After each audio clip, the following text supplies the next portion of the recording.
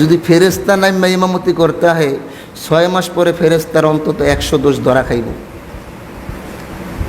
কথা ঠিক না? কারণ কথা কয় তো ইমাম সাহেব, মসজিদ তো কথা কয় না। ইমাম সাহেব কয় মসজিদের কথা। ইমাম সাহেব মনের এই বাপদাদার কিস্সা কইলে আপনারা মানবেন নি? শুনবেন না? ইমাম সাহেব কয় মসজিদের কথা, কোরআন হাদিসের কথা। এর লেগে ইমাম সাহেবের বিরুদ্ধে খেপে। কথা ঠিক না? ইমাম সাহেব কি বানায়া কথা কই? বউ আমি একটা বানায়া কথা কইলে আপনি ওখানে আমার ধরবেন। আপনি এই কথা কইছেন, হাদিস কই, দলিল কই, আয়াত কই, হাদিস কই? বানায়া কথা কইলে কওয়া যাইব নি? ধরবেন না?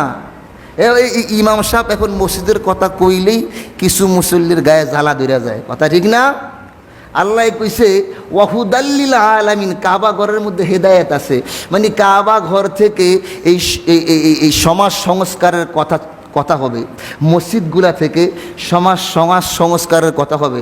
যে সমস্ত খারাপই আছে সেই খারাপ সম্পর্কে মানুষদেরকে সতর্ক করবে, মানুষদেরকে ভালো কাজের দিকে আহ্বান করবে। কথা ঠিক না?